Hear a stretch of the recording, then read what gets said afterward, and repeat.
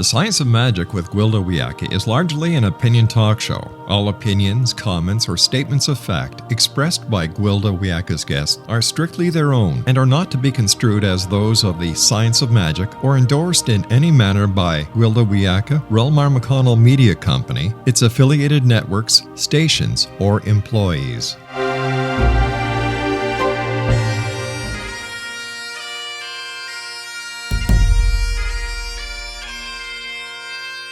Welcome to the Science of Magic with Gwilda Wiyaka, a program dedicated to uncovering the unified nature of reality and humanity's ever-evolving place as truly galactic beings.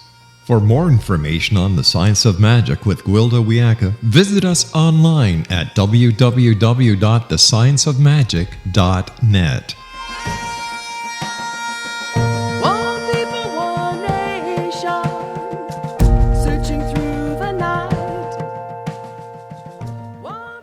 Welcome to the Science of Magic, a place where science and magic come together to transform fact into evolving truth. We're proudly coming to you through the ever-expanding X-Zone Broadcast Network, xzbn.net, and can also be found on our website, thescienceofmagic.net. I'm your host, Gwilda Wiyaka. This hour we'll be exploring the art of living. There's a beautiful Native American prayer, Walk in Beauty. May you walk in beauty. Beauty above, beauty below, to your right, to your left, beauty before you, beauty behind you. Walk in beauty, walk in beauty, walk in beauty. The prayer was designed to reestablish beauty, grace, balance, and sacredness in our lives when our feet step off the path of wholeness. We've all had times when nothing seems to work anymore, when everything we do seems for naught, and we're living in shades of gray with no hope or joy. In the modern world, it's called depression. This was traditionally seen as the result of not walking in a good way. That's not to say we're being bad people, but rather no longer following our natural instincts in living our lives. Creator designed us to listen to our internal promptings, follow our joy, and seek beauty in all things. Society is taught this is a waste of time and self-indulgent. Art, music, and ceremony have been virtually eliminated from our schools. When we ignore our promptings and no longer seek beauty or joy, we lose our way. Individuality languishes, and we become slaves of the system. Some shamanic traditions call this losing one's soul. We're all artisans at heart, naturally seeking beauty. Even the act of homemaking is an art, whereby we create an aesthetic, warm, welcoming environment in which to enfold and nurture our family and loved ones. The ancient Eastern form of feng shui encompasses the cultivation of a supportive environmental frequency through color and mindful placement of beautiful things. All places of worship incorporate the art and beauty within the structure. Religious ceremonies are an art form in and of themselves. The earth herself is a thing of beauty. From the emerald green of the forest, the azure blue of the ocean, to the rolling golden sand dunes of the desert, nature expresses herself in shades of glory which sustain and support us. The frequency of the planet rebalances and restores all things. That's why she's known to indigenous cultures as the Mother. The ancient form of shamanism uses ceremony, art, rhythm, and song to restore balance and beauty to our lives. Why all this attention to the aesthetic? Beauty and the enjoyment of it is a very high frequency. It restores balance and brings joy. In absence of the aesthetic, we languish. Bringing beauty into our lives enriches and enhances all we do and all we create. Our lives and relationships were designed to be a work of art, a source of joy, not a form of drudgery. We find we live ourselves devoid of beauty. It may be time to follow our joy, engage in the art of living, and recreate our world. Our guest this hour, Michelle Fire Riverheart, has been studying shamanism for 12 years.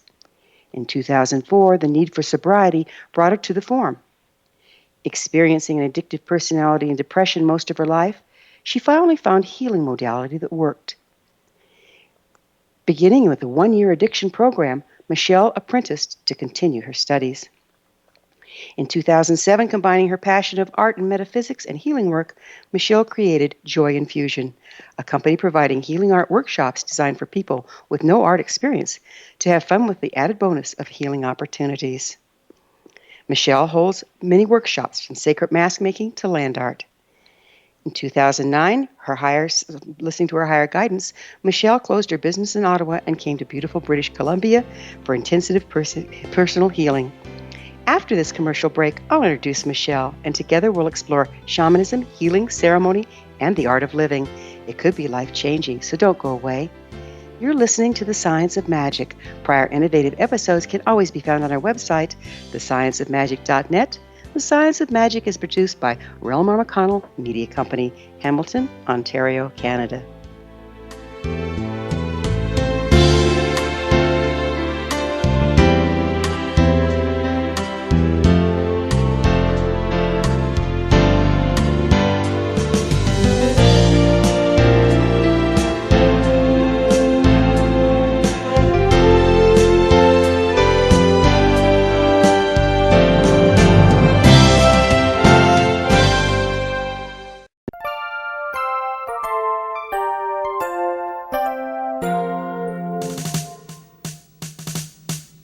Though the world seems in turmoil around us, let's not lose our way. The stars still shine down, blessing us with their light. The sun rises every morning, chasing away the cold and darkness. There are good people of service in this world. We have much to be grateful for as we're wrapped in the arms of all of God's creation. This is Gwilda Wiyaka, host of the Science of Magic Radio, wishing you and yours a very Merry Christmas. I hope your holiday is filled with comfort and joy as you're surrounded by those you love. I'd like to thank all of you for being our loyal listeners on the X-Zone Broadcast Network and for joining us on this grand adventure called life. As the New Year's dawns, let us all stand in truth as we embrace peace.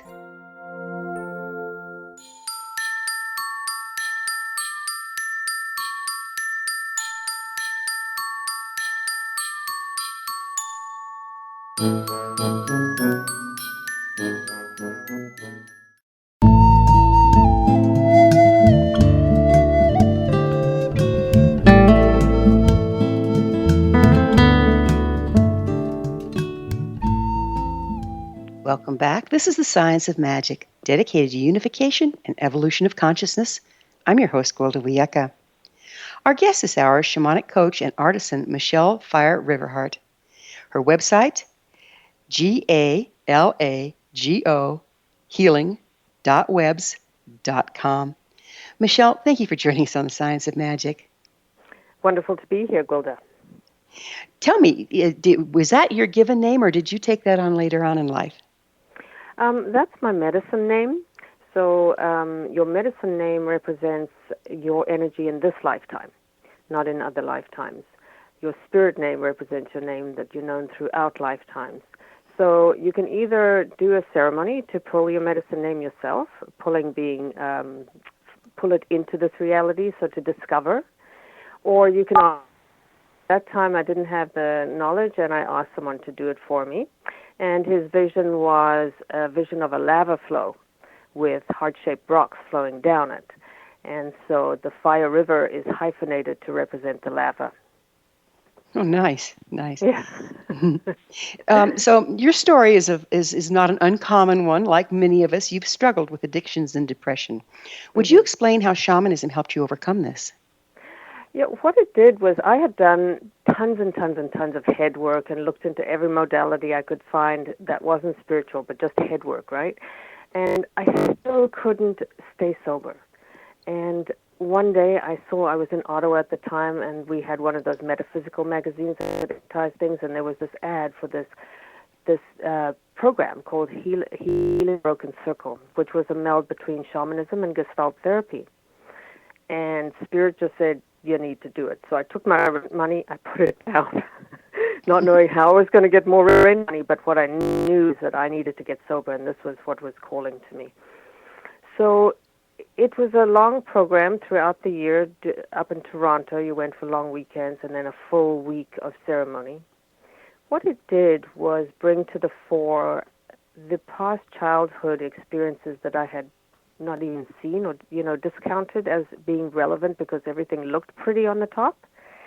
And it did it through me experiencing things through my body, so taking me out of my head and into my body through ceremonies and different techniques and experiences.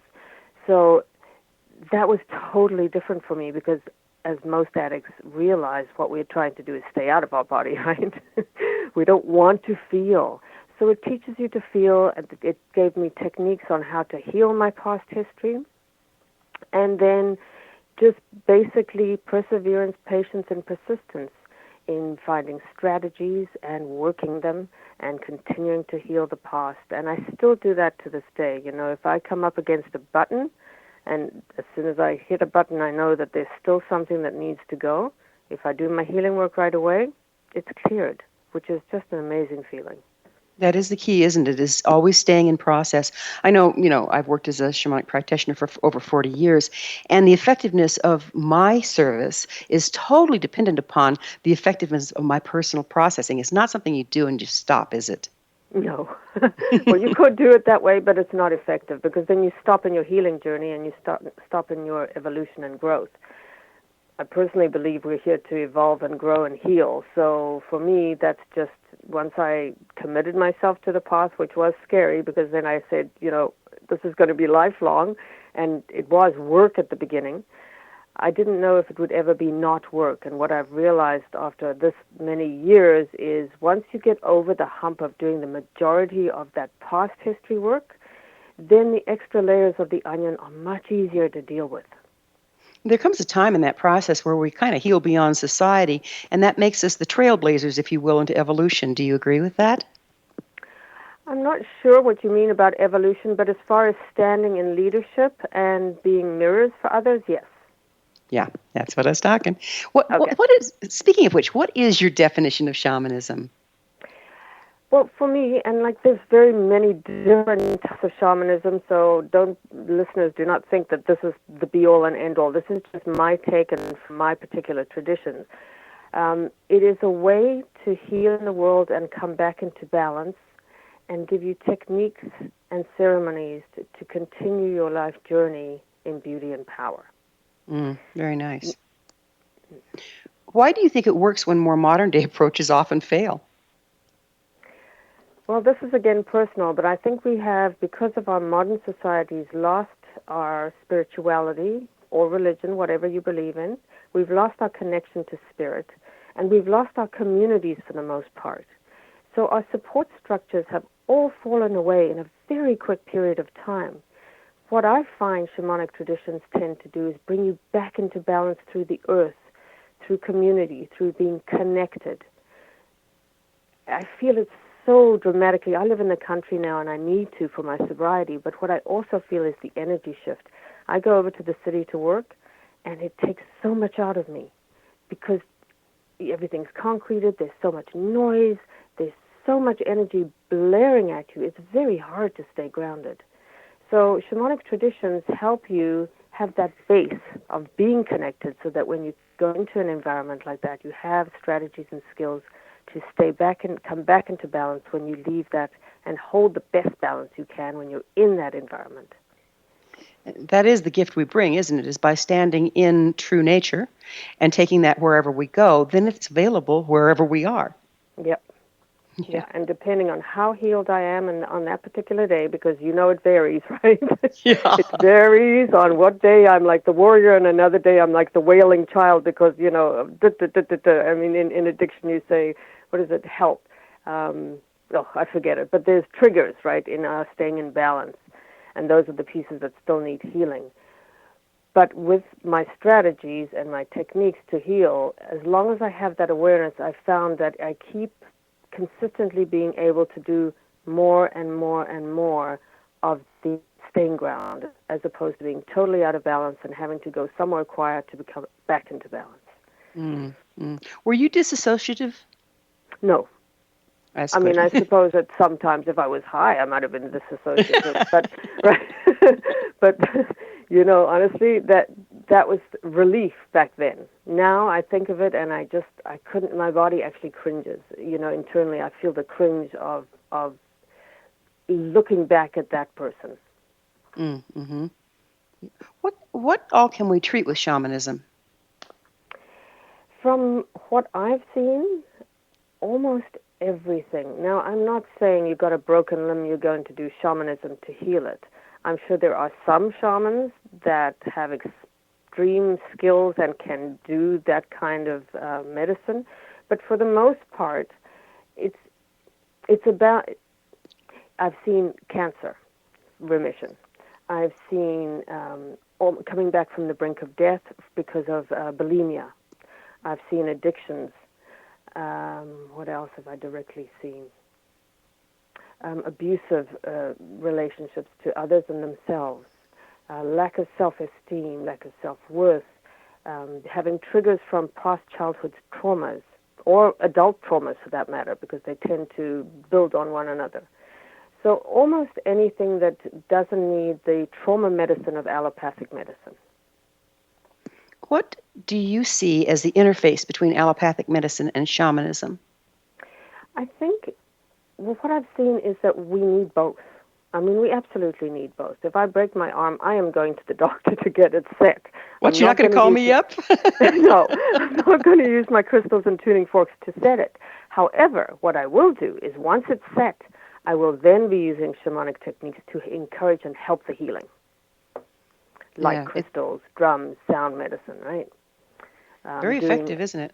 It's very effective. And using alchemy, which is, a very misunderstood word in our culture, but using alchemy and intention. So from our modern perspective, dream boards and altars that bring in what you want, all these different techniques, they're all little pieces of the puzzle that can help you. But that being said, it's all up to you. Like how much you work it is how much you get out of it, like anything. Isn't that the truth? I've always, we call ourselves or each other healers. But really the only healer is ourself. We can only heal ourselves. We can get support from outside, but the job happens internally. Has that been your experience? And does shamanism work with that? Oh, absolutely. In fact, healer makes me cringe. I started Gabriela Healing Arts here on the island, which is just a database and a group of all types of healing modalities.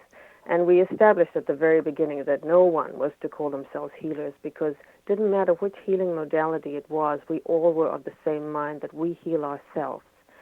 I'm a facilitator of knowledge to help you heal, but I do not heal you. It's the recalibration with the natural way or the planet, I think, is the most, that assists us the most. Is that what you found? What I found is that, but I've been in sort of trauma addiction learning for most of my shamanic career, is that dealing with your past history and in concert with being in balance with the planet is what is the most effective. We have to clear our past history in order to take on the balance of the planet, actually, Absolutely. Don't we? Yeah. Absolutely, yeah. What is shamanic coaching? Well, some people call me a shaman. I say shamanic coach because that's what my certification was. It's basically we were taught a whole bunch of healing techniques and ceremonies and alchemy, things in alchemy that we can do for clients or teach to clients. So from my perspective, I've been debating this so much, actually, with people calling me a shaman. I suppose in modern-day terms, people might call me a shaman because it actually is how I walk in the world. However, for me, to be a shaman is someone that grew up with their mom or dad being the shaman and handing down all that knowledge. But that's not very often in our society that happens. No, we have to kind of reintroduce the practice itself or the ceremonies themselves because we've gotten so distant from it. Is that what you're talking about? Yes, and from just celebrating everything. So ceremony, I don't know what people understand as the word ceremony, but from my perspective, we have many types. We have ceremonies that help us heal.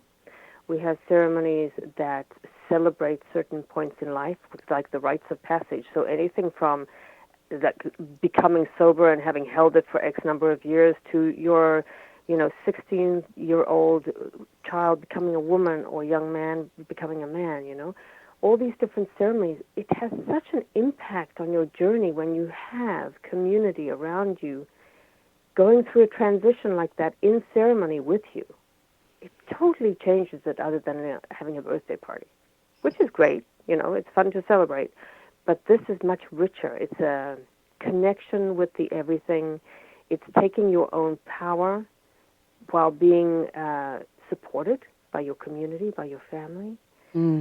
We're going to have to take a quick break, but I would love to pick up, because ceremony is a hugely important topic. I'd love to pick up with it on the other side of the break. Michelle and I will return to our discussion.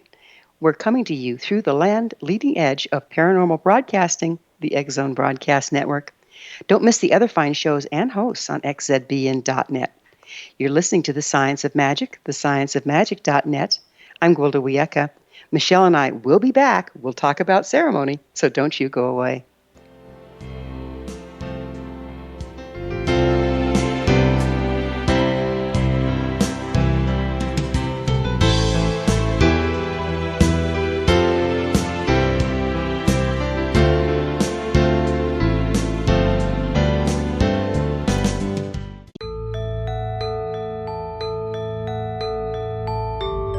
Hi, I'm Gwilda Wiyaka. Did you know that shamanism has been around for 50,000 years and practiced by all indigenous cultures?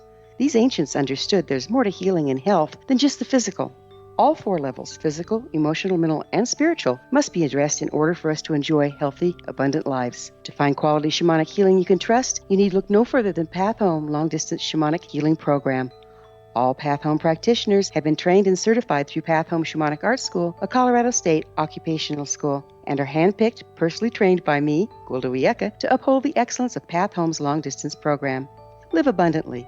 Schedule a shamanic session with me or one of my quality practitioners today. Call 303-775-3431 or visit findyourpathhome.com.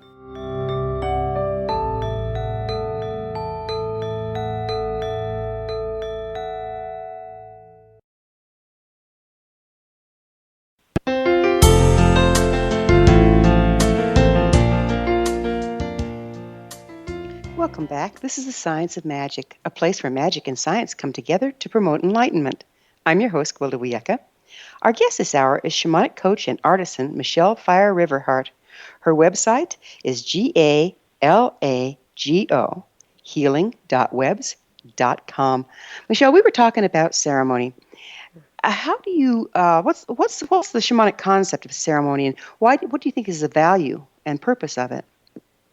Okay, so with us, all ceremonies, for the most part, if they're healing ceremonies, start with us, smudging the space and yourself and creating a medicine wheel, which is it's 8 points on a compass, and you call in certain energies, and you create the center of the circle as the space you're going to do your ceremony in. Then ceremonies are all individual, and we tend not to talk about them unless you're about to do them, because ego has a very cunning way of talking you out of ceremonies. So it's best to just say, yes, I'm committing to a ceremony, and then you hear nothing more until you arrive on the day. The value of it is that it doesn't allow ego to pop you out and give you excuses to not go. You can manifest a fabulous illness just to not go to ceremony. My girlfriend and I that did the Healing the Broken Circle together, we had to drive up to Toronto from Ottawa all the time, and we would never want to go. We would never want to go, and we're going, okay, what can we do to not go? And then the other one would say, well, we have to go. We have to go. Yes, I know, but I don't want to go. And we would do this dance for a good long time, but we're on the way. It's just the ego making you nervous, because you are nervous, because what it knows is that it's about to lose some power. Because when you heal, you give back to the spirit and you take away from the ego. Not to say the ego is bad. It's a wonderful teacher, and I'm glad it's there, or I would never have healed. But that's the little dance. So from there, what ceremony does is it, first of all, you call in alchemy as well. So it shifts the time. So when you have a wonderful experience, how the time goes faster? And when it's awful, it slows down, right? Well, ceremony just alters time completely. What I've noticed and others is that when you're in ceremony, time really has no meaning. You come out of ceremony and you haven't a clue how long it took. And that's because you are in an altered state, without drugs, without anything. You have just called in alchemy and you have committed to ceremony, and that shifts the energy. And it allows you to be in a place of neutrality so that you can call up hard parts of your history, do your work to let them go, your forgiveness work, your acceptance work. It also illuminates things that you didn't know were there. They just pop up because of the design of the ceremony. So that's probably why our ego is kind of resisting it, right? Because it's going to be altered if we bring up things that we don't know, bring them to consciousness. Absolutely. Yeah, absolutely. Would you speak to ceremony as an art form? Some parts were. I've walked 2 different pathways, and we had healing ceremonies that we did sand paintings. There was a sand painting that was particular to each ceremony. We have a lot of art in lots of the ceremonies. I had one taking back my power, and I made a huge staff of power that I have in my home to this day. And what I find the value of making sacred things through art is that you then take it home. And it's a reminder of that moment and that power that you had in that moment, because we're human, right? So we leave the ceremony and we're all gassed up and empowered and we feel fantastic. And then we go back into the regular world. And when you have enough distance from that ceremony, you can forget about how powerful and how much healing you had done. And looking at that stick, I always remember a moment that I drew a line in the sand with that completed stick. And if I'm ever wavering and, ego's getting the better of me, I look at that stick and I'm like, okay, no, absolutely not. I have done the work. I'm done with this. So they're tools, and they're very useful. So if I put this in kind of a pseudo-scientific format, the ceremony builds subroutines to change our behavior and our experience, and the objects of art are symbolic of that brings us back into that space, drops us back into those neurological pathways or subroutines. Does that add up for you? Wow, I'd never thought of it in those terms, but yeah, that does. That's why with the science of magic, right? We got to have a little bit of both. Shamanism involves many art forms: drum, rattle, mask, and shield building to rhythm and dance and song. Why do you think the arts are considered so important in shamanic practices? Why do people wear crosses? Right? They're symbols, and most of them, from my experience, we make them in ceremony. So they are very sacred. When you do anything that way, when you give birth, and some people will relate, some won't, but when you give birth, you have created that child. And even if you're not the birthing person, if you have anything to do with that child's growth and evolution, you have birthed that child. And that experience is incredible. It's incredibly sacred. Well, I see all those tools as little births, and they're actually part of you. I find even if you buy something that has been created in that way, and not just created for art, you can feel there's a different energy. It's really amazing. Interesting. Yeah, it's amazing, isn't it? Yeah, that's why they call them power tools, right? Yep. I teach a class called Power Tools, and I'm a master drum builder in the Lakota way. And we're very mindful to give gratitude for every object clear back to its origins that we use in creating a sacred tool. Can you speak to that and gratitude? Yes, and I can put it in very simple ways of everyday life. I started to bless my food before I ate it, and thank all the energies that went into creating that food, and thank them for their giveaway. Giveaway being that they gave of themselves for me, for my nourishment. And what I noticed, the huge shift for me was that now I look at a coffee and I don't see coffee. I see the person picking those beans wherever in the world, but not in my part of the world, right? And the cow that gave the milk, or the almonds that were grown for the milk, whatever you use. It totally shifts your perspective. But it also really, it makes my heart sing in a way to do any kind of honoring. It just changed it. So before I started the show, I asked for help from a certain entity that I work with, and I did an honoring. And it feels like that makes a connection, an energetic connection. It's amazing, yeah. Yeah, a way to say thank you, right?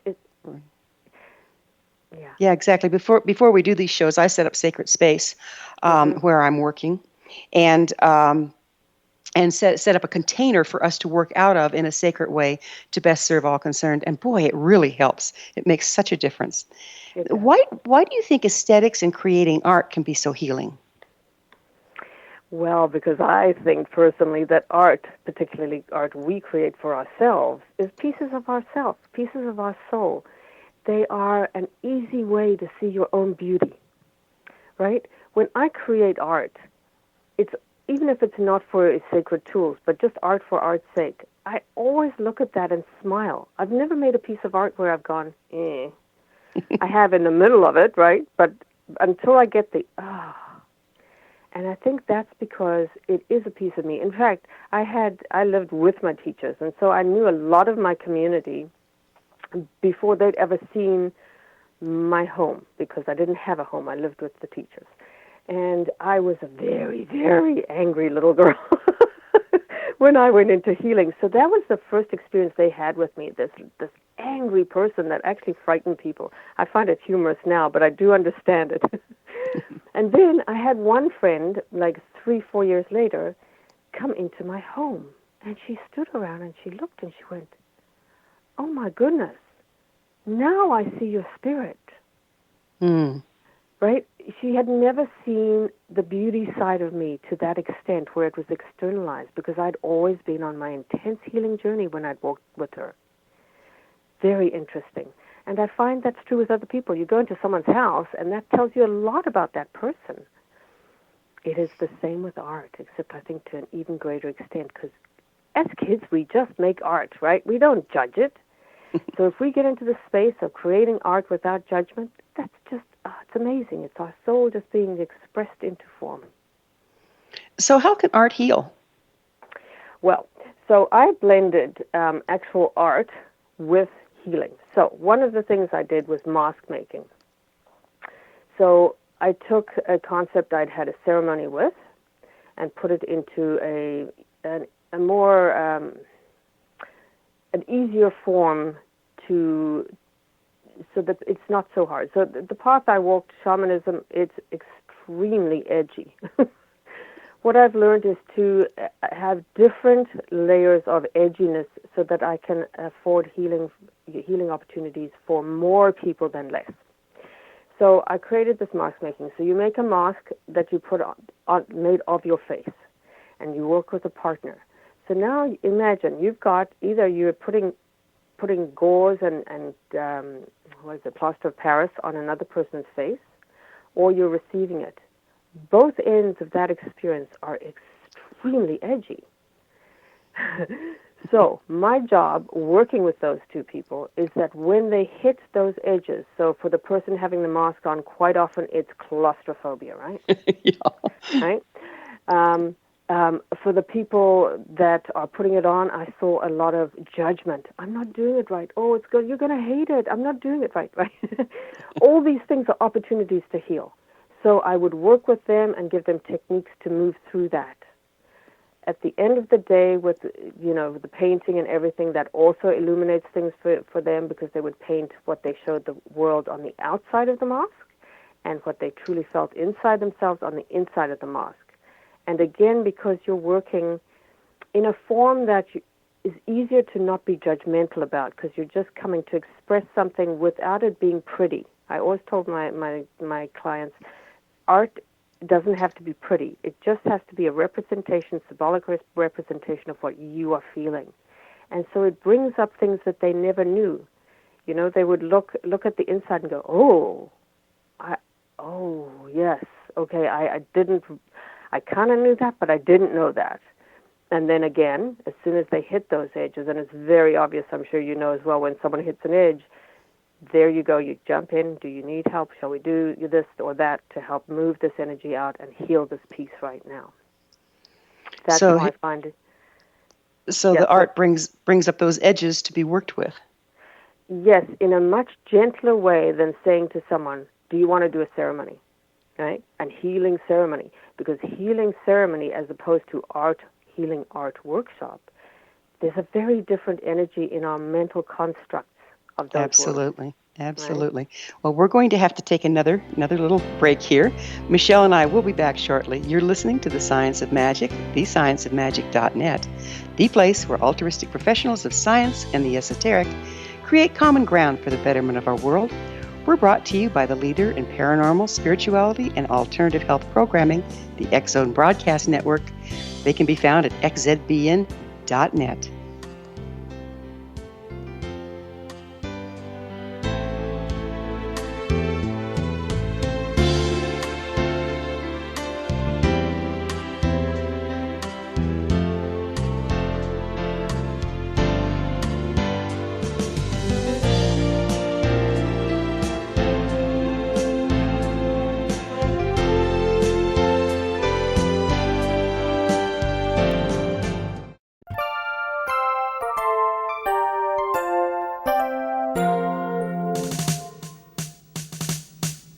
Though the world seems in turmoil around us, let's not lose our way. The stars still shine down, blessing us with their light.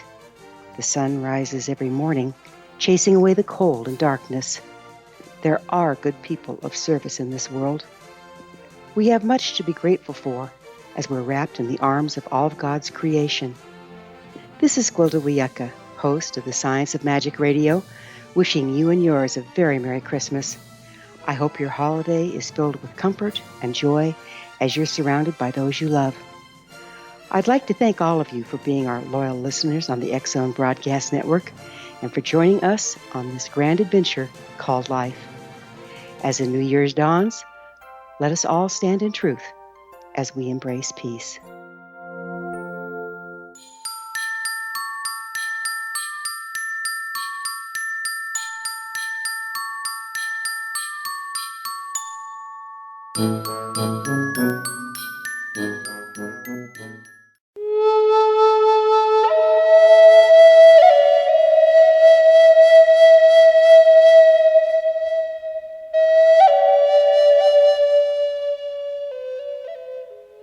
Welcome back. This is the Science of Magic, bringing together gifted people of service to the world. I'm your host, Gwilda Wiyaka. Our guest this hour is shamanic coach and artisan Michelle Fire River Hart. Her website, GALAGO, healing.webs.com.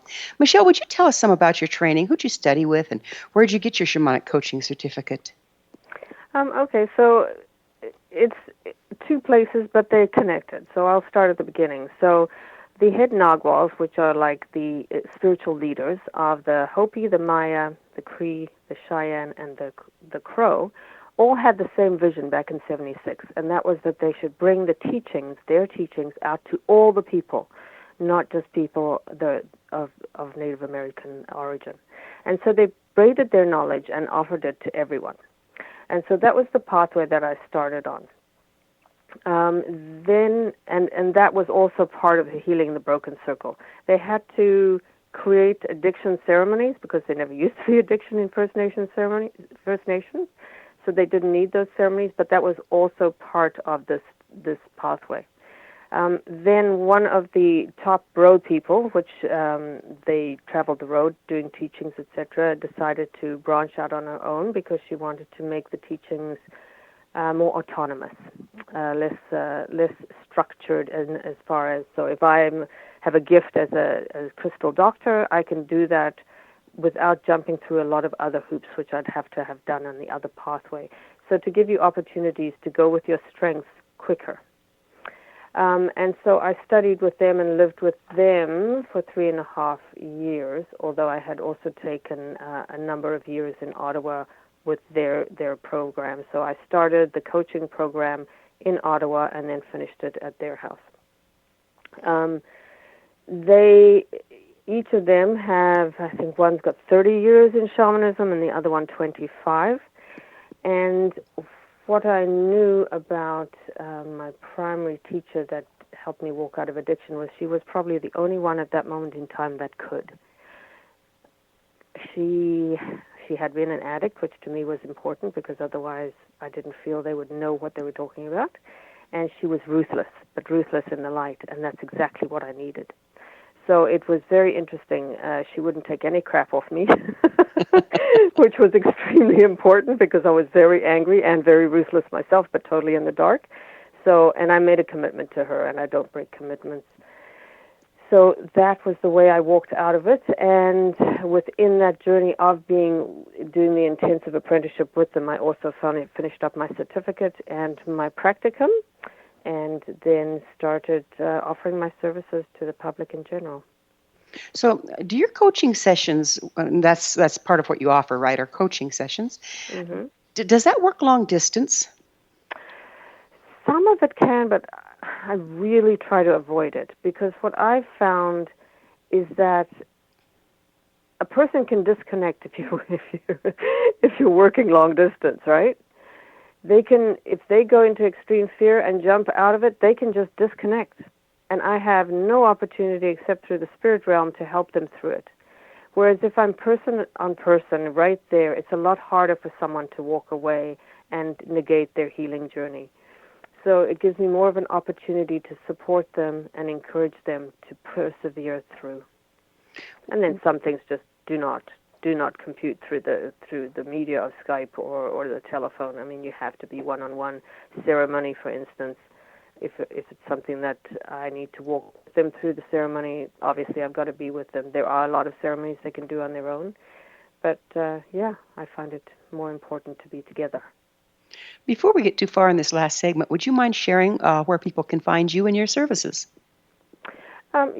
Basically from my website. I live on Gabriola, but I am willing to travel. And so, just make contact through the website, and then I'll get back to you. It is a weird name, by the way, because Galago is my healing animal, which is a bush baby. So I had a lot of advice to not use such a weird name, but Spirit just told me that that's what I was supposed to use. So that's what it means. Galago is a bush baby. Okay, and would you tell us your website again, please? Galago Healing, which is